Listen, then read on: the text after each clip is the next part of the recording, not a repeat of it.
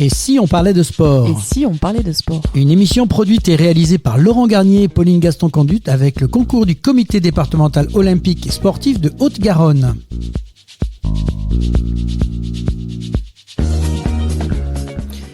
Bonjour à toutes et à tous, c'est la 79e émission de Et si on parlait de sport. Nous sommes très heureux avec Pauline Gaston-Conduit de vous accueillir pour vous parler de sport, mais surtout de donner la parole à ceux qui font le sport. Merci à nos partenaires, le comité départemental olympique et sportif de Haute-Garonne, Profession Sport Animation 31, Samper Connect et LG Consultant qui nous accompagnent toute l'année pour la réalisation de ces émissions. Pour cette 79e émission, nous avons le plaisir d'accueillir Éric Demont, le nouveau président du comité départemental de pelote basque de Haute-Garonne, de l'Ariège et de l'Aude, Michel Dubuc, président de club ASPTT et responsable des arbitres et organisateurs de compétition, ainsi que Bertie Roy, le nouveau président du comité départemental de Haute-Garonne de handball. Bonjour à tous et bienvenue dans cette émission. Au sommaire, découvrez la pelote basque, le sport qui frappe fort. Né au Pays Basque, mais pratiqué bien au-delà, la pelote basque est bien plus qu'un sport, c'est une tradition, une passion et un moment de convivialité à partager. Que vous soyez débutant, curieux ou déjà fan, ce sport typique du sud de la France vous séduira par ses nombreuses disciplines. Main nue, pala, cesta punta, il y en a pour tous les goûts, accessible à tous les âges et même adapté pour les personnes en situation de handicap. La pelote basque, c'est avant tout un esprit de partage et d'inclusion. Prêt à taper dans la balle? Rejoignez lundi 18 clubs du comité départemental de Haute-Garonne, Ariège et d'Aude et vivez l'expérience unique d'un sport ancré dans la culture locale mais résolument tourné vers l'avenir. Et en deuxième mi-temps, le handball en France, un sport plein d'essor. Bien plus qu'un sport, il combine intensité, stratégie et esprit d'équipe. En France, il gagne en popularité grâce aux performances internationales de ses équipes, à ses valeurs qui séduisent petits et grands. Depuis des années, la France s'impose dans le handball mondial. Les équipes masculines et féminines, comme les célèbres experts et les Bleus, enchaînent les succès. En 2024, l'équipe féminine fait rêver lors des championnats d'Europe, symbole de détermination et d'excellence. Avec près de 500 000 pratiquants, le handball est un sport accessible à tous, joué à tout âge, que ce soit dans les écoles, les clubs ou les compétitions professionnelles. Le handball en Haute-Garonne, c'est une passion qui grandit. Le comité de handball de Haute-Garonne contribue activement au développement de ce sport avec 31 clubs amateurs et 6 clubs corporatifs. Ces actions incluent promouvoir le handball pour tous, former joueurs, entraîneurs et arbitres, organiser des championnats locaux, accompagner les jeunes talents vers le haut niveau. Grâce à ces réussites et à l'engouement qu'il suscite, le handball continue de fédérer et de grandir en France et dans la région. Mais avant le coup d'envoi de cette 79e émission, place à l'avant-match et aux principaux résultats sportifs de la semaine. Et si on parlait de sport avant-match? Place aux principaux résultats sportifs de la semaine et on va commencer avec toi Laurent, tu vas nous parler d'athlétisme et du marathon de La Rochelle. Et oui Pauline, avec un record très important avec le marathon de La Rochelle, donc nouveau record du monde pour Laurence Alnett sur le marathon de La Rochelle à 70 ans Pauline. La Nantaise a pulvérisé le record du monde de la catégorie des 70 à 74 ans en bouclant les 42 km 195 en un temps canon de 3h26 minutes et 40 secondes. Il y avait aussi la corrida de Houille avec Jimmy Gressier qui a remporté cette corrida, une course de 10 km dimanche en 27 minutes 45 secondes. Le Boulonnais a devancé le vice-champion d'Europe du 10 000 mètres Yann Scrub de 3 secondes et Valentin Goudouin termine lui 3e. Passons au triathlon avec le championnat du monde à Ironman 70.3 à Taupo en Nouvelle-Zélande. Médaillé de bronze au JO de Paris 2024 cet été, le français Léo Bergère a fini sur le podium du championnat du monde à Ironman 70.3 derrière le belge Jelgins et le néo-zélandais Hayden Wild. Chez les femmes, le titre est revenu à l'américaine Taylor Knibb. On passe à la boxe avec un combat super moyen à Tijuana, choisi pour faire briller la vedette mexicaine Ramé Munguia. Samedi, devant 30 000 spectateurs, le Marseillais Bruno Suras, montant pourtant de catégorie et pas réputé pour sa puissance, lui a infligé un KO terrible au 6e round. Passons à la natation avec les mondiaux en petit bassin à Budapest. Après l'argent sur 50 mètres papillon, Beryl Gastaldello s'est offert une nouvelle médaille d'argent sur le 100 mètres nage libre avec un record de France en 55 secondes 63 pour devenir la 5e performeuse de tous les temps sur 100 mètres. Maxime Grousset, lui, s'est adjugé l'argent en finale du 100 mètres papillon. Et pour conclure, Mewem Tomac a ramené une ultime médaille au clan français sur le 200 mètres d'eau. L'équipe de France repart de Hongrie forte de 5 médailles au compteur avec les 3 podiums de Beryl Gastaldello et celui de Maxime Grousset. Passe à la nage extrême, Pauline. Ice Haven, le français Steven Hart, 47 ans, est entré samedi au Japon dans l'histoire de la nage en eau libre en devenant le premier au monde à réussir l'Ice 7 sur une année. L'Ice 7, tu sais ce que c'est, Pauline ? Pas du tout. Eh bien, ça consiste à 7 parcours de nage, un dans chaque continent, 1,6 km à chaque fois dans une eau fraîche comprise entre 0 et 5 degrés. Ça donne pas envie. Quelques mots de sport boule avec les championnats du monde jeunes. La France a terminé en tête du classement des médailles avec 6 médailles, dont 3 en or, 1 en argent et 2 en bronze. On passe au golf avec les finales des cartes qualitatives pour le LPGA Tour. Les Q-Series se sont conclues mardi à Mobile, en Alabama, offrant un billet pour le circuit américain à 26 joueuses, dont 2 françaises, Pauline Roussin-Bouchard, classée 3, et Adela Cernouzek, 13e, qui rejoignent ainsi Céline Boutier. Il y avait aussi un tournoi, le Grand Thornton International en Floride. Si ce tournoi mixte en Floride a été remporté par la paire Jacques Knapp et Pafankorn, Tavatakanaki, oula, pas facile. Les Français Mathieu Pavon et Céline Boutier ont pris, eux, une jolie 5e place dans un contexte dénué de toute pression. On va passer maintenant à un sport qui rapporte de nombreux résultats, le biathlon avec la Coupe du Monde à Holfilzen en Autriche. Alors concernant le sprint femme, Sophie Chauveau a retrouvé son tir vendredi dernier pour prendre la 2e place du sprint avec un 10/10. Elle est devancée par l'Allemande Franziska Preuss. Sur le sprint homme, c'est le Norvégien Johannes Bö qui a remporté le sprint 10 km. Il devance son compatriote Sturla Holm-Legred et le Français Fabien Claude et reprend le dossard jaune de leader de la Coupe du Monde. Pour la poursuite femme, Lou Jean Monod s'est imposé avec plus de 30 secondes d'avance sur les Allemandes Vanessa Vogt et Franziska Preuss samedi dernier lors de la première poursuite de la Coupe du Monde de biathlon. En poursuite homme, cette fois le Français Émilien Jacquelin a terminé 2e après une chute dans le final. C'est le Norvégien Johannes Bö qui s'est imposé. En relais femmes cette fois, les Bleus peuvent avoir quelques regrets après avoir fait la course en tête avec l'Allemagne. Elles ont cédé lors du dernier relais. La France termine finalement 2e à 1 minute 5 secondes et 7 centièmes des vainqueurs. La Suède complète le podium à 1 minute 31 secondes et 8 centièmes. Et enfin pour les relais hommes, les Français ont remporté le relais dimanche dernier, le 2e cette saison après la victoire sur les mêmes Norvégiens il y a 2 semaines en Finlande. Et on passe au snowboard cross avec la Coupe du Monde femmes à Cervinia. À seulement 18 ans, Léa Casta a d'entrée frappé un grand coup en remportant la manche inaugurale de la Coupe du Monde vendredi, son premier succès en carrière. Julia Pereira se hisse, elle, à la 6e place, de quoi conclure une journée pleine de promesses pour les Bleus. En ski alpin femmes cette fois et la Coupe du Monde à Beaver Creek aux États-Unis, il s'agit de la descente. Tenant du globe de descente, l'Autrichienne Cornelia Hutter a remporté dimanche dernier la première course de l'hiver dans cette spécialité à Beaver Creek aux États-Unis devant l'Italienne Sofia Goggia et la Suissesse Lara Gut-Berami. Côté français, Roman Miradoli a signé le meilleur résultat avec une 19e place. Laura Gaucher est 28e, Camille Cerruti 33e et Karen Clément 36e. Et en ce qui concerne le slalom géant, l'Italienne Sofia Goggia, quadruple lauréate du globe de la spécialité, s'est imposée pour son premier super G de l'hiver devant la Suissesse Lara Gut-Berami et l'Autrichienne Ariane Redler. La Française Roman Miradoli termine 8e. Et on change de continent, mais pas de sport, avec le ski alpin pour les hommes. C'était à Val d'Isère, la Coupe du Monde, le slalom géant. Marco Odermatt a remporté ce fameux slalom géant à Val d'Isère samedi en Coupe du Monde. Le Suisse champion olympique et champion du monde en titre de la spécialité et triple tenant de la Coupe du Monde a devancé d'un souffle les Autrichiens Patrick Fürstein et Stefan Brennstein. Côté français, Alexis Pinturo n'a pas confirmé sa 10e place de la première manche. Il a raté la 2e et a fini 28e et dernier. Les 3 autres Français en lice ont eux aussi fini en queue de peloton. Thibaut Favreau 22e, Alban Elesi Cana Ferrina 23e et Léo Angenot 25e. En slalom, meilleur temps de la première manche du slalom Val d'Isère, Steven Amiez a chuté après 10 secondes dans la 2e. Pour la première fois de sa carrière, Steven Amiez était le dernier skieur à s'élancer du portillon dans la seconde manche du slalom. La victoire revient au Norvégien Henrik Kristoffersen. On va maintenant parler de hockey sur glace féminin avec le tournoi des 4 nations à Odense au Danemark. Les Bleus se sont imposés sur la plus petite des marges face au Danemark 1-0 samedi dernier. Avec 3 victoires en autant de matchs, la France est assurée de terminer à la première place du tournoi des 4 nations. Passe maintenant au basket femmes en Euroleague, le second tour. Dans ce choc franco-français était totalement inédit au second tour de l'Euroleague. Basketland s'est imposé à domicile face à Bourges 76-73. En Eurocoupe phase finale, l'Asvel de Villeneuve-d'Ascq, Latte Montpellier, Angers, Charnay et Tarbes ont entamé la phase finale de l'Eurocoupe féminine mercredi et jeudi. L'Asvel a arraché le match nul 85-85 face à Kirbiski en Lituanie.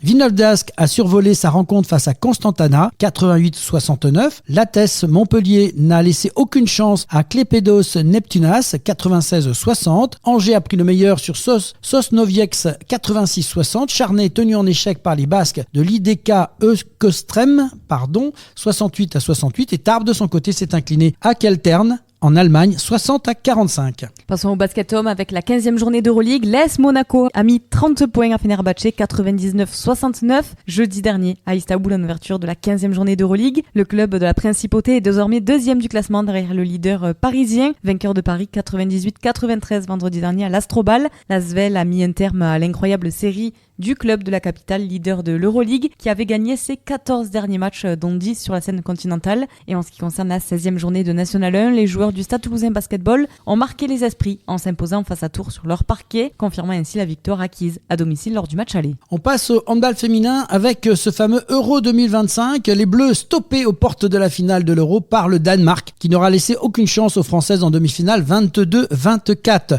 Pas de médaille pour les Bleus, battus aussi par la Hongrie, 24-25 dans la petite finale. C'est finalement la Norvège qui s'impose face au Danemark, 31-23. Handball homme, parlons de la 14e journée de l'Ikimoli Star League. Copier-coller pour les clubs occidentaux. Montpellier-Toulouse n'ont pu se départager et se sont restés sur un score nul de 28-28. Idem dans le match entre Nîmes et Cesson-Rennes, 28 partout. Volley féminin, à Ligue A féminine Saforel Power 6, 13e journée. Béziers a battu le Valois 3-7-1. Et en volley masculin, 14e journée de Marmara Spike League, Toulouse s'impose à domicile face à Nice 3-7-1, victoire à l'extérieur de Montpellier face à Cannes 3-2, Saint-Nazaire est allé s'imposer 4-7 à Narbonne et Paris a triomphé 2-7 au tie-break 3-2. On passe au football féminin, Arkema Première Ligue 11e journée, Montpellier s'est incliné à domicile devant Fleury 0-1. En football, parlons de la 6e journée de Ligue des Champions, le Stade Brestois a encore réalisé une énorme performance pour s'imposer mardi dernier face au PSV Eindhoven 1-0. Paris Saint-Germain s'impose à Salzbourg 3-0 et souffle un grand coup. Lille qualifié pour les playoffs après sa victoire devant Sturm Graz 3-2. Monaco s'est lourdement incliné 0-3 à Arsenal. Et en Liga Europa 6e journée, Lyon a renversé l'Eintracht Francfort jeudi pour s'imposer 3-2 et assurer sa place en play-off. Nice s'est encore incliné jeudi dernier face à l'Union Saint-Gilloise 1-2. Pour la 15e journée de Ligue 1, Toulouse a renversé Saint-Etienne pour finalement s'imposer 2-1 et retrouver provisoirement la première partie du classement. Menant au score par 2 fois, Nice a finalement concédé un nul, frustrant à Montpellier 2 partout. Et pour la 16e journée de Ligue 2, longtemps menée, Clermont a arraché le nul face à Rodez 1 partout. Et on passe au rugby à 15 avec la Coupe des Champions. Le Stade français est tombé à domicile face aux Saracens, 17-28. Les Rochelais ont fini par forcer la décision en seconde période pour s'imposer avec le bonus offensif contre Bristol 35-7 samedi. Courte défaite 15-7 de Clermont samedi à l'Aviva Stadium de Dublin face à la province du Leinster. Long à démarrer, les Bordelais ont accéléré après l'heure du jeu pour s'offrir un net succès face à l'Ulster, 19-40. Tombeur derrière les Queens samedi dernier, le Racing 92 a manqué de justesse et de puissance pour ne pas rentrer de salle avec une lourde défaite 29-7. Balayé par Northampton lors de la première journée, Castres s'est rattrapé vendredi en battant le Munster 16-14. Toulon, lui, s'offre Glasgow avec une courte victoire 30-29 dimanche. Il y avait aussi le challenge européen avec Perpignan à domicile qui n'a pas résisté aux Irlandais du Cornac 18-31. Montpellier, lui, s'est imposé 59-15 face à Osprey. Il y avait aussi de la Pro D2, 14e journée, victoire 34-20 de Béziers devant Montauban et Nevers s'est imposé 23-15 à domicile face à Colomiers. Et pour terminer ces résultats de la semaine, parlons de voile avec le Vendée Globe. Johan Richomme sur Paprec Arkea, toujours deuxième du Vendée Globe, revient petit à petit sur le leader Charlie Dalin sur Massif Santé Prévoyance et il ne comptait plus que 66 miles de retard au pointage de dimanche dernier à 19h. Les deux hommes et le troisième Sébastien Simon sur groupe Dubreuil naviguent au sud de la Nouvelle-Zélande. Derrière ce trio d'échappés, le trou est fait. Thomas Ruyant sur Vulnérable, 4e, est à plus de 800 nautiques. Merci pour ces résultats. Place à la première mi-temps de cette émission et si on parlait de sport avec nos invités Éric Demont et Michel Dubuc, président du club ASPTT de pelote basque et responsable des arbitres et organisateurs de compétition. Et si on parlait de sport, première mi-temps. Et retour dans l'émission. Et si on parlait de sport, nous sommes ravis d'accueillir Éric Demont, qui est le nouveau président du comité départemental de pelote basque de Haute-Garonne, de l'Ariège et de l'Aude. Il est avec nous. Il y aura aussi Michel Dubuc, qui est lui président de la SPTT et responsable des arbitres et organisateurs de compétition. Et Enzo Saint-Aroman, qui est lui agent de développement au comité départemental de pelote basque de Haute-Garonne. Je le redis, Ariège et l'Aude. Je me suis pas trompé. C'est ça. Messieurs, bonjour et merci Bonjour. d'être avec nous pour passer un petit moment dans cette émission. Et si on parlait de sport, on va commencer par vous demander de vous présenter. Donc, nouveau président, Éric Demont, quelques mots sur votre parcours, votre passion de la pelote basque, quoi vous pratiquez. Puis la question, on l'a évoqué en off, mais comment on devient président ? Et bien voilà, je suis Éric Demont, j'ai 63 ans, j'ai démarré la pelote basque il y a une vingtaine d'années, tout à fait par hasard. On m'a demandé de venir sur une cancha, j'y suis allé et j'ai trouvé ça fort sympathique. J'ai fait quelques compétitions par la suite et puis je me suis intéressé à la partie plus organisation de compétition. Et puis on m'a demandé d'être vice-président du club, donc j'ai été vice-président du club. Et puis après j'ai été président du club. Et puis de fil en aiguille, je suis devenu trésorier du comité départemental. Et puis ben voilà, maintenant je suis président du comité départemental de pelote basque et ravi d'être président. Toujours animé de la même passion, on voit ça. Donc Oui. Michel, alors lui, il se retrouve président aujourd'hui du coup. Ben oui, Eric m'a laissé la place, donc j'étais un peu contraint et forcé, mais bon, c'était dans mes gènes aussi, puisque j'ai joué la pelote basque depuis tout petit. Je crois que depuis le primaire, je faisais de la main nue. J'ai toujours resté. Et en revenant après mes études sur Toulouse, j'ai repris la pelote à la SPTT et j'y suis depuis les premiers. L'origine du club, quoi. Et donc tu es en même temps responsable des arbitres et organisateur de compétition. Responsable des arbitres, oui. Que là aussi, pareil, il y avait un très bon responsable des arbitres qui un jour a arrêté sa fonction et il fallait bien quelqu'un pour la reprendre et j'ai pris sa suite, quoi. Super. Voilà. Merci beaucoup Michel. Donc, et on a aussi avec nous Enzo Saint-Aroman qui lui est agent de développement. Donc c'est important d'avoir aussi des jeunes qui s'occupent de ce sport. Quelques mots Enzo. Oui, bonjour. Donc moi je suis l'agent de développement du comité départemental de pelote basque de la Haute-Garonne. Donc ça fait maintenant un peu plus d'un an que je fais cette fonction, donc avec l'objectif de développer la pelote sur le territoire et d'aider les clubs dans leur développement. Et toi-même pratiquant, passionné par ce sport ? Oui, alors moi, comparé à mes deux collègues, je connais la pelote depuis beaucoup moins longtemps. Ça fait 2 ans que je connais la pelote. Je l'ai découverte dans le cadre de mes études et depuis, je suis resté là-dedans. J'ai vraiment, c'est un sport que j'ai découvert et que j'ai trouvé vraiment très très intéressant. Et du coup, depuis, je suis resté. J'ai eu l'opportunité d'intégrer le comité départemental donc il y a 1 an et à côté, je suis bénévole dans le club de Castanet. Alors justement, vous allez nous parler de ce qu'est la pelote basque, parce qu'on en parle, les auditeurs qui nous écoutent, certains sont passionnés, écoutent et comprennent vraiment ce que c'est, d'autres sont peut-être plus avec plein d'interrogations. Concrètement, Éric, quelques mots sur le sport en lui-même. Le sport en lui-même, la pelote basque, c'est un sport de balle déjà, qui se joue par équipe à 2 contre 2 et on tape avec une pelote sur un mur. Alors la pelote en elle-même, ça se présente comment ? La pelote, c'est la balle. La balle ? La balle, il y en a de plusieurs types, bien sûr. Il y a des pelotes qui rebondissent beaucoup, des pelotes qui rebondissent moins, des pelotes en cuir, des pelotes en gomme, des pelotes en mousse. Donc il y a plein de types de pelotes. Il y a aussi beaucoup de types d'instruments. Voilà. Ce qu'on connaît le plus, c'est le fameux gant en osier, le grand chistera. Grand truc blanc qu'on voit à la télévision souvent. Là, ouais. Absolument. Voilà. Alors, ça s'appelle comment ça ? La chistera. La chistera, voilà. Grande chistera, petit chistera. Et puis il y a aussi la pala qu'on connaît bien, c'est une espèce de raquette en bois qui est beaucoup utilisée. Il y en a là aussi de plusieurs formes, plus ou moins épaisses, plus ou moins lourdes, plus ou moins maniables.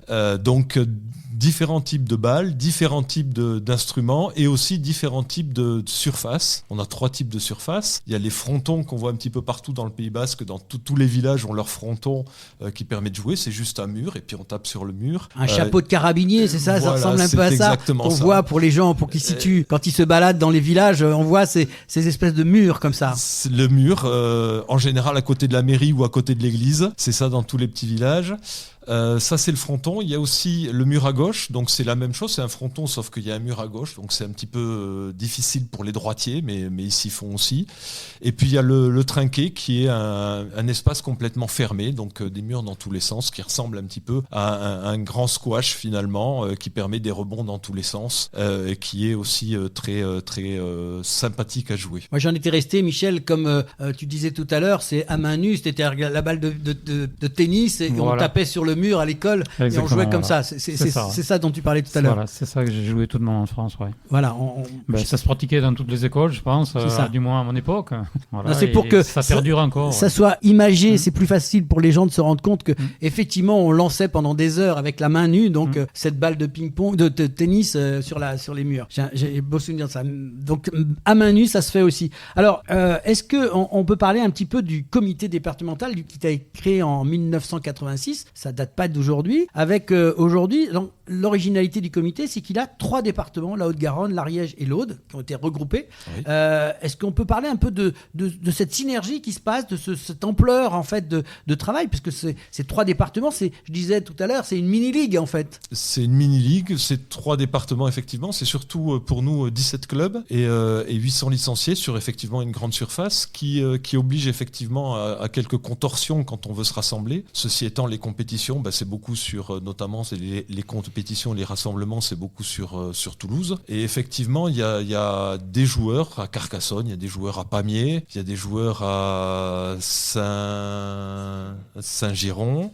Donc il y a des joueurs un petit peu partout. Il y a aussi dans le comité départemental 2 salariés, ça il faut le mentionner, qui nous aident justement sur toutes les actions de développement qu'on veut faire. Donc et c'est par rapport à ça, ils travaillent sur les 3 départements. Donc. Bien évidemment, sur les 3 départements. Donc on a un minibus, c'est Enzo m'a demandé de le citer, on a un minibus floqué et effectivement beaucoup de kilomètres parce que la surface est grande. Mais encore une fois, le barycentre de tout ça, c'est quand même sur Toulouse que ça se passe avec des complexes, le complexe des Argoulets qui est magnifique. Quoi. Oui, j'allais poser la question, il y a un lieu spécifique, un peu, on va dire, emblématique de la pelote basque à Toulouse. C'est les Argoulets. Les Argoulets. Donc là, il y a effectivement plusieurs, j'imagine plusieurs murs. Il y a un fronton qui nous permet de jouer dehors, il y a 2 murs à gauche et un trinquet qui permet d'héberger beaucoup de clubs déjà au quotidien pour leurs entraînements et aussi la majorité des compétitions qui se passent en Midi-Pyrénées. Et quelles sont les actions spécifiques menées par le comité ? Les actions spécifiques, il y en a beaucoup et à destination de différents publics. On travaille beaucoup notamment avec le scolaire. Donc les écoles, les collèges et les lycées pour faire découvrir la pelote basque. Avec le parascolaire aussi, tout ce qui est MJC notamment, toujours dans l'optique de faire découvrir la pelote basque. En parallèle de ça, on essaie de travailler sur les adultes débutants. Le but du jeu, c'est de les amener facilement sur le sport pour démarrer. C'est pas forcément simple de démarrer quand on est un adulte. J'ai démarré moi étant adulte et c'est vrai que c'est pas forcément simple. Il faut une aide et on a des cours spécifiques pour ça. On travaille aussi beaucoup, on a démarré il y a quelque temps tout ce qui est le sport adapté et le sport pour les handicapés. C'est quelque chose qui nous intéresse nous beaucoup parce qu'on sent que là on a quelque chose d'important à proposer. C'est le sport en fauteuil aussi. Ça, le sport en fauteuil, on a Donc des fauteuils. Le principe c'est un peu comme au tennis où ils peuvent jouer avec leur fauteuil roulant. Exactement, et donc le comité a acquis 4 fauteuils, 2 fauteuils enfants et 2 fauteuils adultes et ça permet effectivement de développer cette partie de notre sport. On travaille beaucoup aussi côté féminine.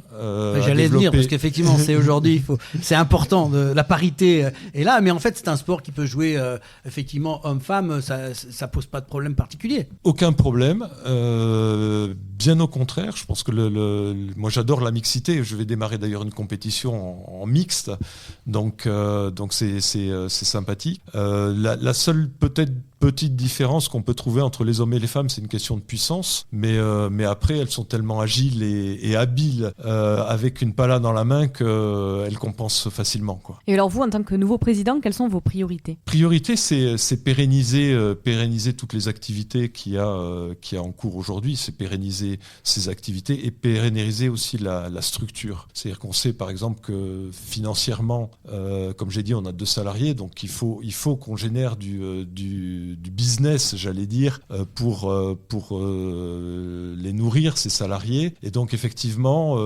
pérenniser les activités et pérenniser la structure, c'est mon credo aujourd'hui. Avec un tel dynamisme, le comité semble être une véritable force de développement. Comment voyez-vous l'avenir de la pelote basque en Haute-Garonne, en Ariège et dans l'Aude ? Très bien, très bien. On fait beaucoup de choses. On a de plus en plus de licenciés. On a beaucoup de gens qui viennent nous voir, qui viennent aux compétitions, regarder ce qui se passe. On s'aperçoit qu'on a de plus en plus de difficultés, par exemple, sur l'utilisation des créneaux. Il y a beaucoup de monde. Il y a peu de créneaux, finalement. Même si les créneaux, c'est toujours les mêmes, mais on a de plus en plus de monde. Donc, de ce côté-là, l'avenir est radieux pour nous. On sent qu'il y a, même si la pelote basque n'est pas un sport olympique, on sent qu'il y a un engouement parce que c'est un sport de balle, c'est un sport qui est sympathique et sur lequel il y a une envie collective de faire des choses qui est. Alors, le Candide que je suis va vous poser une question. Comment ça marche ? Comment ça se passe une compétition ? Parce qu'on les voit taper. Moi, je me suis toujours interrogé si on n'a pas un peu le mode d'emploi. Comment ça fonctionne ? Comment on gagne ? Comment on perd ? Excusez-moi cette question, monsieur le président des règles, monsieur le juge arbitre, expliquez-moi un peu comment ça fonctionne.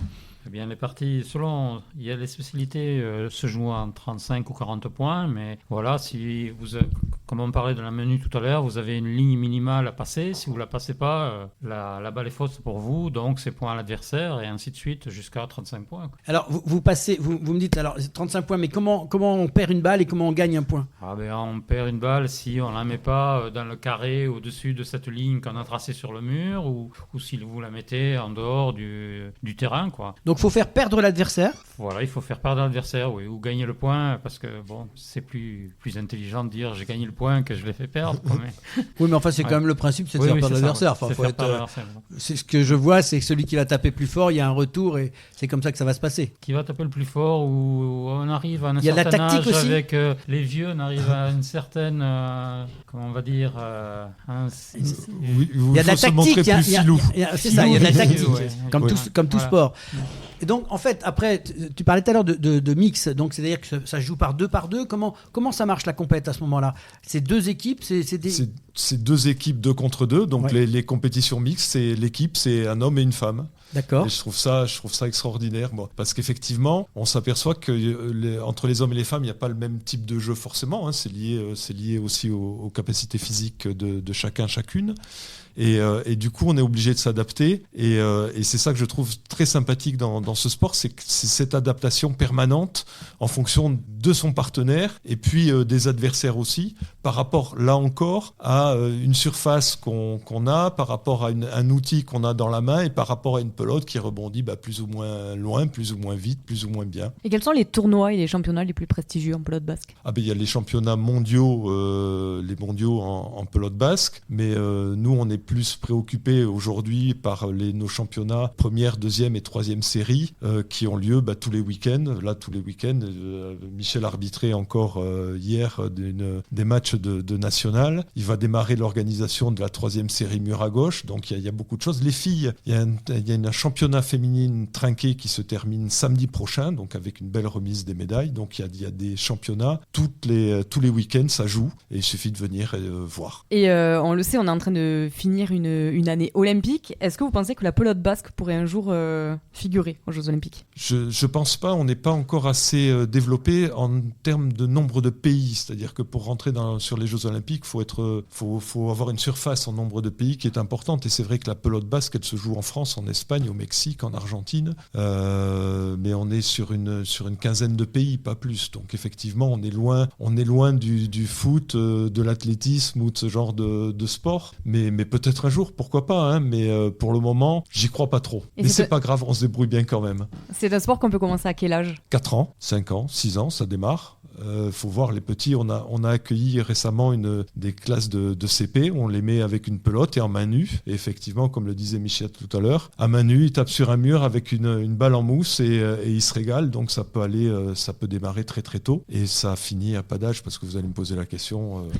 On y est encore à 70 ans, 75 ans et il y a pas de souci. Il faut juste s'adapter son jeu, s'adapter à la pelote, à l'instrument et puis voilà. Moi, j'ai envie de poser une question à Enzo, qui est donc un jeune.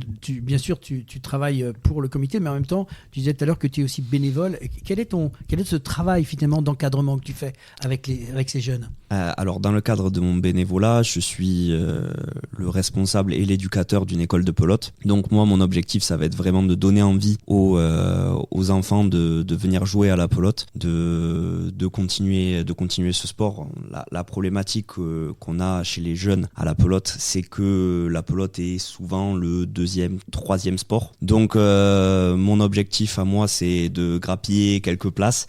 Et les jeunes qui souhaitent les former et les amener, leur donner le plus de compétences possible pour qu'ils puissent s'intégrer dans des compétitions et s'ils veulent jouer à plus haut niveau, pouvoir jouer à plus haut niveau. Justement, tu as la parole. Quel message tu veux leur faire passer là tout de suite pour rejoindre la pelote ? Le message que j'aurais envie de faire passer, c'est que tout le monde peut venir jouer et je conseille à tout le monde de venir au moins essayer une fois. C'est un sport, comme Eric l'a dit, où il y a un nombre de disciplines qui est vraiment très conséquent. On a plus d'une vingtaine de disciplines. Donc il y a forcément une discipline qui va intéresser plus qu'une autre. On a de multiples manières de jouer. La pelote est un sport qui est quand même très familial, où on a une très bonne ambiance, très conviviale. Donc que ce soit les jeunes ou les moins jeunes, vraiment venez essayer la pelote et vous ne repartirez plus. Bon, c'est un bon communicant, Monsieur le Président. Je crois qu'il a tout dit. Il a tout dit, oui, il a tout dit. Venez voir, venez jouer. Il n'y a pas de souci, on vous accueille avec un grand plaisir. Michel, pareil, quel conseil donneriez-vous aux personnes qui hésitent encore à se mettre à la pelote basque ? Là, moi, en ce moment, j'ai récupéré des adultes qui ont passé l'été au Pays Bas et ça leur a plu et qui voudraient commencer. Donc, je me retourne vers le comité pour qu'il leur donne les premières notions, les premières bases, parce que jouer contre des gens un peu aguerris, c'est un peu difficile au début, on risque de se faire mal. Donc, il vaut mieux passer par le comité départemental pour acquérir quelques premières armes, quoi. Et je suis tout à fait dans la même optique qu'eux, oui. Mais c'est vrai qu'on voit beaucoup de gens qui reviennent du Pays Basque et qui ont été intéressés, quoi, et qui ont envie d'essayer. Maintenant que nos auditeurs ont vos conseils pour se lancer dans la pelote basque, où est-ce qu'ils peuvent trouver davantage de renseignements ? Au comité départemental. Ils nous appellent. Ils nous écrivent, il n'y a pas de problème, on est là pour leur répondre. Il suffit de taper sur votre moteur de recherche préféré, comité départemental de pelote basque de la Haute-Garonne, et vous tomberez sur nous. Merci beaucoup à tous les trois pour vos témoignages dans cette émission. Et si on parlait de sport, bonne continuation pour tous vos projets. Vous connaissez maintenant la formule, vous êtes les bienvenus dans cette émission comme vous voulez. Merci. Et maintenant, place à la chronique sport et professionnalisation. Nous allons parler du référentiel des talents avec Thibaut Vergne. Et si on parlait de sport, la chronique.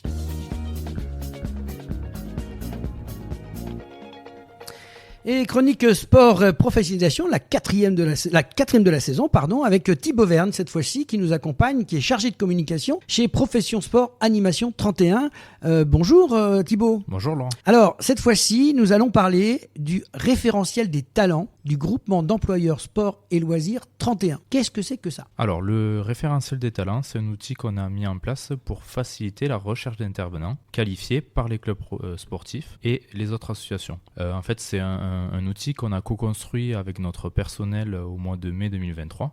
L'idée, c'était qu'on puisse mettre en évidence des fiches individuelles de notre personnel qui présenteraient les compétences et les qualifications de nos salariés. Voilà, ce sont des fiches aussi qui sont régulièrement mises à jour pour intégrer les nouveaux salariés volontaires. Donc c'est un outil qui semble très utile. Est-ce que tu peux nous en dire un petit peu plus à qui il s'adresse et comment ça marche finalement ? Bien sûr. Le référentiel est destiné à tous les clubs sportifs, associations et même les structures socio-culturelles de la région. Donc que vous soyez à la recherche d'un intervenant pour la saison sportive, que vous recherchiez des remplaçants ou encore pour organiser un stage, ce référentiel il peut vous être d'une grande aide puisqu'il énumère un petit peu toutes les compétences de nos salariés. Là-dessus, si vous avez aussi une nouvelle activité à proposer, ça peut être une idée d'activité à mettre en place. Alors, ça couvre, comme je l'ai vu, un large éventail de besoins.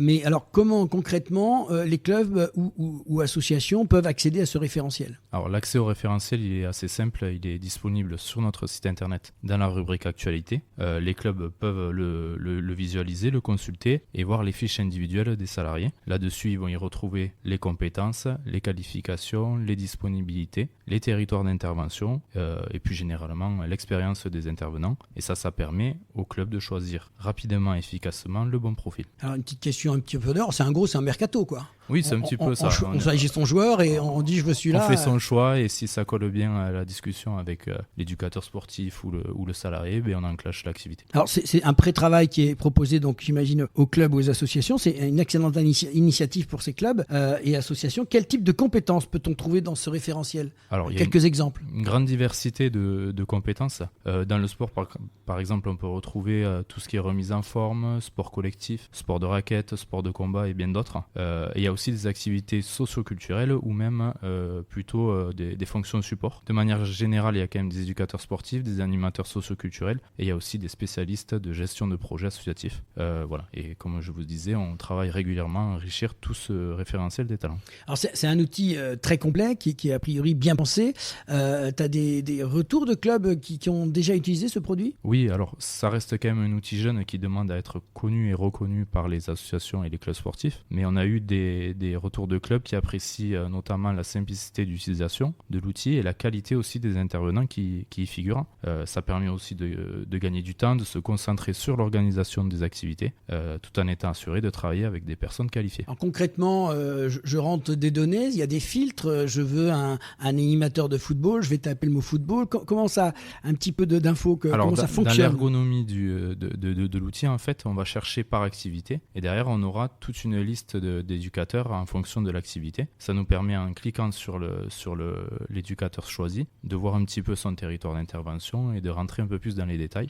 Et après, en fonction de nos besoins, on peut contacter directement l'intervenant. C'était la dernière question que je vous posais. Donc, ça passe pas par vous, c'est-à-dire que si, on fait l'intermédiaire. Il y a une interface qui fait que vous mettez en relation les personnes. Évidemment, c'est notre personnel, donc on va faire l'intermédiaire entre le club qui va avoir trouvé l'intervenant qualifié et la personne directement pour un petit peu faciliter le dialogue. Donc en fait, vous facilitez le travail des clubs et des associations. Exactement. Faut vous dire bravo quoi. Merci Avec Thibaut plaisir. pour toutes ces informations.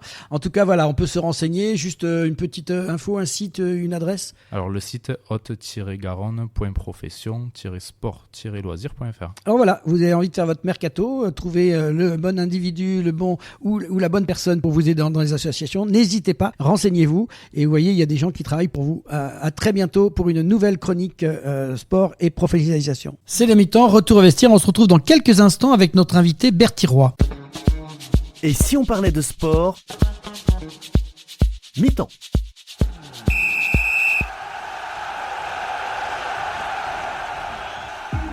Passionné de sport, vous souhaitez participer à son développement sur le territoire de la Haute-Garonne?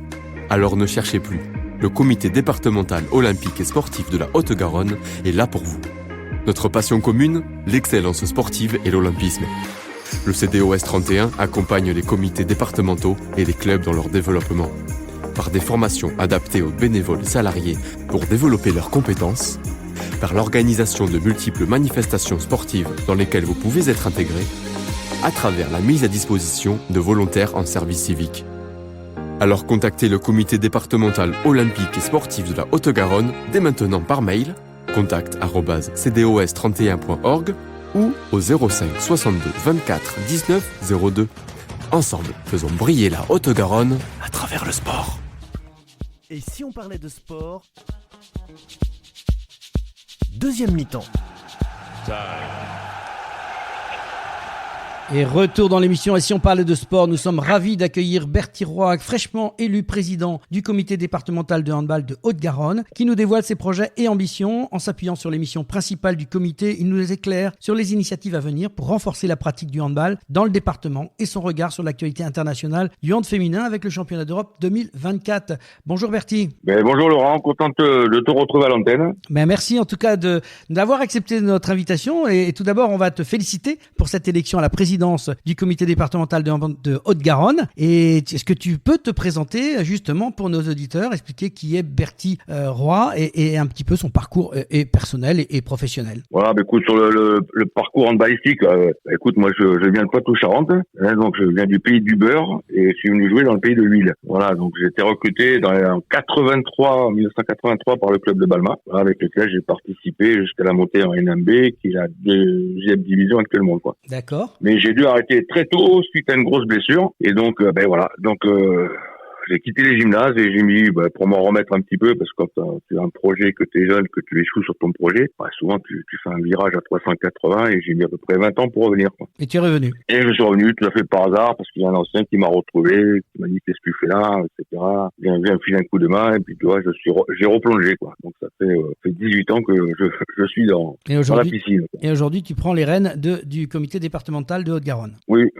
Bon, après, sur la continuité, parce que j'étais déjà au niveau du comité, j'avais la vice-présidence, et donc là, c'est une continuité, parce que t'avais Christian Tuxat qui est parti, lui, renforcer un petit peu la ligue. D'accord. Donc voilà, on a pris la suite, c'est étoffer l'équipe, il y a des nouveaux, mais bon, on est dans la continuité, quoi. Il n'y a pas eu de bouleversement, ni de révolution de palais. Bon, alors justement, on va en profiter, pas pour faire une révolution, on va faire un revue des objectifs prioritaires pour les années à venir. Dans les points forts, il y avait la promotion de l'accès au handball pour tous, est au cœur de vos missions du comité. Comment envisages-tu de rendre ce sport plus inclusif et accessible dans la Haute-Garonne? On crée régulièrement des événements, comme l'accueil de l'équipe de France, des stages l'an dernier de l'équipe de France moins 18 féminin. Donc on a des événements, on essaie d'être proche des clubs, de temps en temps de se déplacer au fur et à mesure pour les voir au moins une fois dans la saison et voir les gamins jouer. Donc ça, c'est l'aspect compétitif, parce que ça, il faut pas l'oublier, quand même, la moelle épinière de tout le sport, hein. Si on s'enlève le côté compétitif, on va perdre tout. Et après, on est en train de développer pas mal de projets, notamment autour de l'handicap. Voilà, il y a le club d'Aucanville, autour de sa présidente, la Céline, qui travaille avec des enfants trisomiques et un enfant en particulier. Voilà, qu'ils ont inclus cette année dans des matchs compétitifs. Et ça s'est très bien passé. Le club en face, il a apprécié ce projet, et donc on va essayer de le mettre en place pour le pérenniser effectivement aux enfants trisomiques et à d'autres handicaps, parce que ça peut faire partie aussi de l'apprentissage, de la construction de l'individu. Après, on n'est pas utopique. On sait qu'à un moment donné, l'handicap fait qu'on pourra pas forcément accéder au-dessus. Mais déjà, faire l'accompagnement sur des jeunes, ça peut être hyper intéressant pour développer tout ce qu'aspect social et reconnaissance aussi de la différence. Et tout à fait. Alors justement, ça amène un peu à la question de la formation des joueurs, arbitres et dirigeants, qui est essentielle pour garantir la pérennité et la qualité de la pratique. Quels sont les projets pour améliorer ces formations? Le projet, c'est le suivi qu'on a. On est très très proche, et notamment Christophe, que vous connaissez bien, au niveau de Respecter mon sport, qui fait un gros suivi au niveau des entraîneurs. Donc elle est toujours à disposition d'eux. Il y a beaucoup de jeunes qui sont rentrés dans le cursus. Voilà, et le projet qu'on veut faire par rapport à ces gens-là, parce que c'est eux quand même qui vont apporter de la fraîcheur et de l'envie, et c'est essayer de mutualiser les ressources. Voilà, c'est un mot à la mode, mais effectivement, on s'aperçoit que il y a des compétences partout, on peut pas les avoir toutes, mais par contre, ça serait bien de les utiliser à bon escient. Merci. Donc on va essayer effectivement de mutualiser pour garder nos jeunes, qu'on forme des jeunes, et les autres sont bien contents qu'on les forme, parce que du coup, on nous les pique. Donc on va essayer de les garder, quoi. On va essayer de les garder, parce que là, il y en a un, si on n'avait pas mis quelque chose en place, quoi, même un club italien, lui, elle avait contacté. Donc il faut effectivement qu'on réfléchisse à l'avenir. Alors justement, pour ça, il y a l'organisation d'événements de championnats départementaux, dont vous êtes responsable, une partie du moins. Quelles sont les ambitions pour ces compétitions? Les ambitions, donc ces championnats, donc on essaie d'axer sur la formation. On a des tiers-temps qui sont différents pour demander à des modes de jeu différents. Voilà, qu'on rentre pas dans une championite bête et stupide. Voilà, même si il y a toujours des cas particuliers, on le sait, quel que soit le sport. Et voilà, donc on essaie effectivement d'axer sur la formation. Et nous, on ne gère que les championnats moins de 11, moins de 13, les écoles de hand aussi, et les plateaux moins de 9. Et la finalité là, c'est effectivement aussi de découvrir les futurs talents ou potentiels pour ensuite partir sur ce qu'on appelle nous, les sélections pour faire des intercomités nationaux. Alors, chose importante dans on parle de formation, d'organisation d'événements, il y a ce qu'on appelle la sécurité, bien sûr, et le respect des règles qui sont des piliers de la pratique sportive. Comment le comité assure-t-il ces aspects et que ces aspects soient respectés finalement? Là, on travaille toujours, et toujours en début de saison, on essaie de faire des points par rapport à ça. On a demandé effectivement quand il y avait des problèmes qu'on nous les signale, parce que des fois on découvre des choses a posteriori et c'est pas toujours évident de les traiter. Après, globalement, on n'a pas de problème sur le jeu lui-même. On a maintenant le même problème que tous les autres sports collectifs. Le problème, c'est les tribunes, quoi. Ça devient problématique. Là, on a monté une commission là, de déontologie et on a, sur tous les cas signalés chez les jeunes, c'est des problèmes de tribunes. Et donc, c'est pas nouveau parce qu'on a commencé à travailler dessus là avec le foot, le basket, le volley, le rugby, autour de la sauce qu'on a montée, la Respecter mon sport. Parce qu'effectivement, personne n'est épargné, quoi. Personne n'est épargné. Et donc, le projet est toujours en cours, effectivement, sur ce dossier qu'on pourra reparler. Oui. Respecter mon sport, on est toujours dans ces actions-là. Important de mettre dans la tête des gens un peu que l'autre c'est un adversaire mais c'est pas un ennemi. Complètement. Puis il y a une différence. Puis voilà, c'est des jeunes, quoi. On est sur des jeunes. Qu'on soit supporter sur une D1, sur des clubs phares au niveau d'un club, mais pas sur des gamins, quoi. Je pense qu'à un moment donné, il faut relativiser, quoi. Il y a très peu d'élus, quoi. En fin de parcours, il y a très peu d'élus, donc faut vraiment, par contre, que le plaisir, lui, peut être à tous les stades et à tous les âges. C'est ça qui est le plus important, qu'il ne faut pas oublier. Alors justement, le comité a également pour mission de rassembler et de conseiller les clubs. Quels sont les projets pour renforcer cet accompagnement ? Voilà, au niveau des projets, là on a des projets donc sur la formation, on a des projets de labelliser. Voilà, on est en train de créer un label comité pour récompenser les clubs. Pas que le côté sportif, ça c'est facile, hein. Les premiers. Maintenant, effectivement, il y a des clubs qui bossent, il y a des bénévoles qui sont là presque 24 heures sur 24. Et à un moment donné, il faut mettre tous ces gens-là en valeur. Et ça, c'est super important. Hein. On travaille dessus. Comme je l'ai dit tout à l'heure, on a travaillé sur le handicap. On est en train de travailler, sur les parcours par rapport à des jeunes qui rentrent au niveau du pôle et au niveau des sélections, d'imaginer des parcours pour pouvoir accompagner ces enfants le mieux possible. Et puis travailler un peu aussi la communication des clubs. On en avait évoqué plusieurs fois. Oui. Parce que c'est bien aussi de faire parler de soi et d'apprendre à faire parler de soi pour que on parle de subventions, on parle de partenaires. C'est peut-être aussi une voie qu'il faut travailler à travers cet accompagnement de clubs. Oui, puis après là, un autre point qu'on a mis en place là, on a fait ce qu'on appelle la rentrée des clubs, la rentrée du 31 au mois de septembre, où là, on est tous à peu près d'accord. Allez, on va aller au combat entre parenthèses ensemble. Effectivement, chacun de son côté, on allait voir son maire, on allait voir une instance, tout seul. Tout seul, on pesait pas grand-chose. Et le club d'un côté avait le même problème, donc je pense qu'on va essayer. Ça, c'est un des gros projets de faire une assise avec les élus des différentes instances pour voir effectivement comment on peut imaginer le sport de demain, quoi. Mais ça, c'est un beau projet. Très beau projet. Les sous, c'est une chose. On sait que demain, ça sera compliqué, où il y aura des périodes compliquées, d'autres qui seront plus fastes. Contre comment on peut imaginer le travail ensemble, quoi. L'occupation des locaux, même si elle paraît importante, je pense qu'il y a toujours des choses à améliorer, quoi. Alors, on va juste revenir sur, pour faire terminer la partie un peu sportive, les sélections départementales et intercomités. Constituer des sélections départementales, c'est une mission importante pour le comité. Que représentent ces sélections pour les jeunes joueurs ? Pour les jeunes, c'est le premier étage pour aller vers le sommet, quoi. Effectivement, ils sont très très motivés, très motivés. Et ils ont l'impression certains déjà de rentrer dans la cour des grands. Bon, mais ça nous de le gérer. Après, ce qui est intéressant, c'est effectivement d'identifier les profils. Hein. Donc, nous, on part à peu près, on a 300 gamins chez les garçons et presque autant chez les filles. Et on arrive en fin de parcours à un groupe de 20 joueurs sur une année de naissance. Donc, ça permet d'identifier, d'accompagner. Puis ça permet aussi de valoriser les clubs. Hein. Voilà, si on prend l'an dernier chez les filles, il y avait 9 clubs représentés, c'était presque plus d'un tiers des clubs féminins, quoi. Donc, à un moment donné, ça montre aussi que ça travaille dans les clubs, quoi. Ça met tout le monde un petit peu en valeur. Alors, tu parlais tout à l'heure de rassemblement, de se resserrer, de travailler tous ensemble. Comment ça se passe, les liens avec la Ligue et les collaborations avec les autres comités départementaux ? Alors, avec la Ligue, écoute, ça se passe bien, parce que, de toute façon, c'est nos tuteurs dans un premier temps, hein. La Fédé, c'est encore au-dessus. Et voilà, donc la Ligue a d'autres moyens. C'est elle qui administre les championnats à partir des moins de 15. Effectivement, on travaille en collaboration, quoi. Tu vois, on a des conseils du territoire où tous les comités se retrouvent et on décide avec la Ligue de la politique à mener pour les mois, pour les années à venir. Alors, on va un petit peu s'élever, on va dire. Je vais parler plus aux joueurs de hand qu'au président, même si le président est intéressé. Le regard qu'on peut porter sur ce championnat d'Europe en ce moment qui se déroule, de hand féminin et qui se déroule dans donc 3 pays avec une formule complètement inédite de 24 équipes. Quelle est ta vision de cette évolution pour le hand féminin ? Puisque justement, tu disais tout à l'heure que vous aviez pas mal de filles.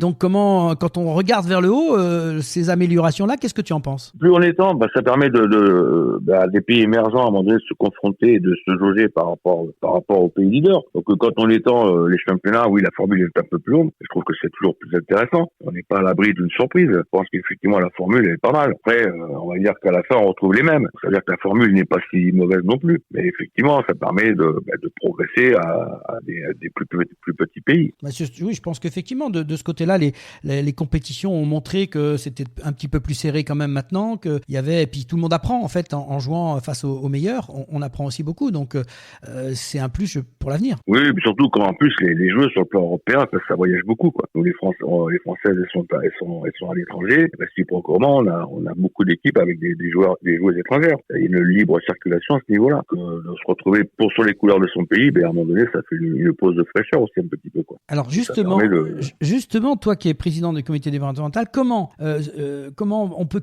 capitaliser sur l'engouement de ces événements internationaux, que ce soit, on l'a vu, les Jeux Olympiques ou en ce moment les Championnats d'Europe, pour dynamiser la pratique locale? Ça, c'est un petit peu ce qui a changé, parce qu'avant, on n'était pas du tout visuel, surtout le féminin. Et je vois, puisque moi, je suis sur les sélections, tu vois maintenant des gamines avec les maillots des joueuses de l'équipe de France, avec le nom des joueuses de l'équipe de France. Donc, ça se fait un peu tout seul, quoi. Je veux dire, les gens, ils sont devant la télé, demain soir, ils seront devant la télé pour la demi-finale, on fait que récupérer le bénéfice. On a une vraie vitrine, quoi. En plus, avec un palmarès. Donc là-dessus, nous, les choses, elles sont vraiment faciles, quoi. Elles sont vraiment faciles. Ça permet au hand de sortir un peu du gymnase, comme on dit. Ah, complètement. Et puis en sport féminin, ça fait 4 ou 5 ans, là, depuis le Japon, que, on est dans le dernier carré. On rejoue les finales, comme les garçons à une époque. Puis, puis je pense que les gamins s'identifient très rapidement, quoi. Très rapidement. C'est vraiment, on est montré, à partir du moment où on a des championnes, qui n'ont pas d'histoire à parler des histoires sportives, c'est très facile de s'identifier. Alors, j'ai envie de je t'écoute, j'ai envie de te poser une dernière belle question, mais on a vécu des moments extraordinaires avec ces Jeux Olympiques, on passe aussi des beaux moments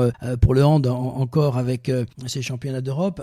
La nouvelle année est là, on va gérer l'après. Qu'est-ce que tu aimerais faire passer comme message à tous ceux qui font vivre le sport, et je parle plus largement, les sportifs, les entraîneurs, les dirigeants, et puis bien sûr à nos auditeurs et si on parlait de sport? Oui, je pense qu'on a une même valeur, en fonction des sports. Je pense en particulier des sports co, puisqu'on s'est rassemblés. À un moment donné, il y a juste les règles et le ballon qui changent. À un moment donné, on est sur les mêmes qualités, sur les mêmes valeurs, dans la même chose. Alors maintenant, ce qu'il faut pas faire, c'est lâcher, parce qu'effectivement, être bénévole aujourd'hui, c'est prendre plein de coups pour pas grand-chose, quoi. Mais bon, je pense qu'effectivement, puisqu'on est collectif, il faut jouer collectif, quoi. Bon, c'était le mot de la Fédé, et de Philippe Bana, qui est l'actuel président, mais effectivement, jouons collectif. Je pense que face à un collectif, il n'y a pas grand-chose à faire.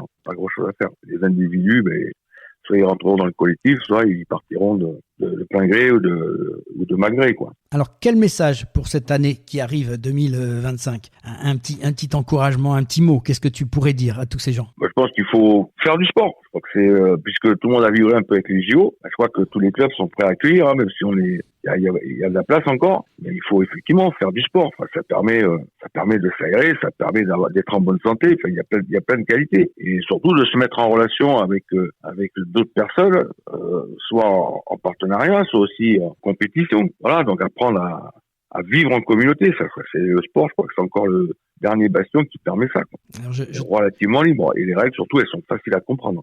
Et elle ne change pas tous les 4 matins. On va terminer peut-être par cette phrase que je pense tu adhères, c'est « Et puis surtout, respectez mon sport, respectez-vous et faites que le sport reste un jeu où on peut tous se retrouver. » Tout à fait. Et après, j'ai oublié, parce que là, on parlait tout à l'heure d'handicap. Là, on va accueillir l'équipe de France des sourds qui vient s'entraîner à Castaner-à-Montville le 24, 25 et 26 janvier. Donc, je pense qu'il y aura des portes ouvertes, je pense.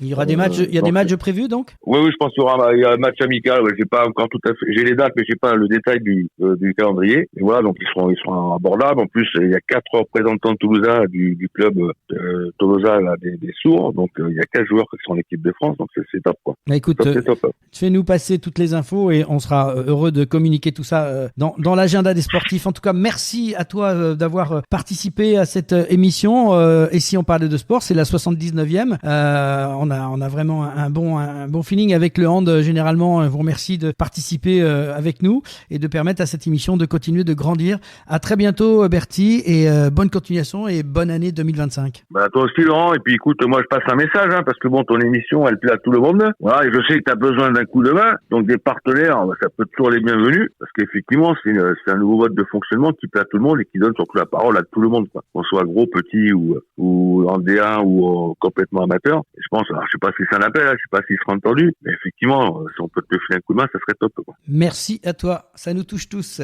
À très bientôt, Voilà. Bapti, merci. Merci Laurent, je suis content parce qu'en plus, il n'y a pas de QCM à la fin. Merci pour cet échange passionnant et bonne continuation pour l'ensemble de tes projets. Tu es le bienvenu dans l'émission quand tu veux. C'est la fin du match. Tout de suite, l'agenda de la semaine avec les grands rendez-vous sportifs.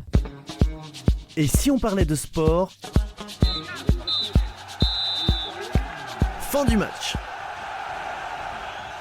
Et c'est la fin du match et de cette 79e émission avec les grands rendez-vous de la semaine dans l'agenda sportif, Pauline. Oui, on va commencer avec le mardi 17 décembre du basket avec la 16e journée d'Euroleague Homme. Monaco affrontera le Bayern Munich, Paris affrontera le Real Madrid et Partizan Belgrade affrontera Villeurbanne.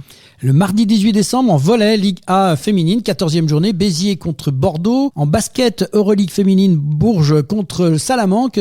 Sabini, Borno contre Basketland. Le jeudi 19 décembre, du basket, toujours à la 16e journée d'Euroleague Homme, Paris affrontera Fenerbahçe et le Real Madrid recevra Monaco. Du lundi 19 au dimanche 22 décembre, biathlon avec la Coupe du Monde hommes et femmes à Annecy-le-Grand-Bornand. Le vendredi 20 décembre, du basket avec la 16e journée d'Euroleague Homme, Salguiris-Kaunas affrontera Villeurbanne. En National 1, 17e journée, Lorient recevra Toulouse. En rugby et pour la Pro D2, Béziers recevra Montauban, Nevers jouera contre Colomiers. Et enfin, toujours le vendredi 20 décembre, du ski alpin avec la Coupe du Monde Homme, le Super G à Val Gardena en Italie. Le samedi 21 décembre, cyclocross avec la Coupe du Monde Homme Élite à Hulst, aux Pays-Bas. Il y aura aussi du basket avec la boulangère Vanderleague, Lattès Montpellier contre Villeneuve d'Ascq. Et en rugby top 14, Montpellier contre le Racing 92, Stade Français contre Perpignan, Castres contre Bordeaux-Bègles. Et enfin, ski alpin, Coupe du Monde Femmes Super G à Saint-Maurice ensuite. Et la Coupe du Monde Homme descente à Val Gardena en Italie. Le dimanche 22 décembre, du rugby avec le top 14, Lyon affrontera Toulouse. Et en ski alpin pour la Coupe du Monde Femmes Super G à Saint-Maurice en Suisse, ainsi que la Coupe du Monde Homme où il y aura le slalom géant à Val Gardena en Italie.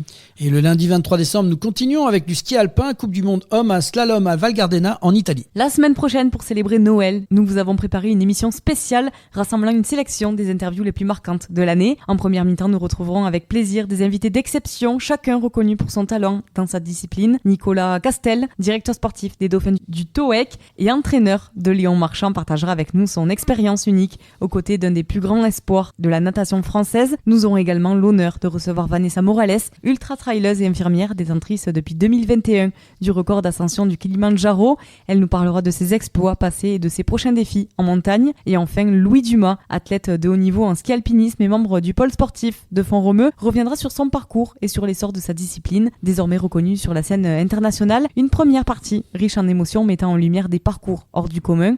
Ne manquez pas l'occasion de découvrir leurs histoires et leurs réussites. En deuxième mi-temps, nous mettrons à l'honneur des athlètes paralympiques qui ont marqué les Jeux de Paris cet été. Lucas Didier, vice-champion paralympique en para-tennis de table, reviendra sur son parcours et ses performances impressionnantes. Hugo Didier, médaillé d'or aux 400 mètres nage libre dans la catégorie S9, partagera avec nous les coulisses de sa victoire et les autres podiums. Enfin, Ambroise Dodin, membre de l'équipe de France de Go-Ball, nous fera revivre les moments historiques de son équipe, marqués par une première victoire française dans cette discipline. Une seconde partie à ne pas manquer sous aucun prétexte. Merci à Éric Demont, Michel Dubuc et Bertie Roy pour votre participation dans l'émission Et si on parlait de sport. C'est la 79e émission de Et si on parlait de sport. Merci à tous les internautes qui nous suivent de plus en plus nombreux. Continuez à nous écouter, à partager sur les réseaux et à vous abonner à notre chaîne YouTube Et si on parlait de sport.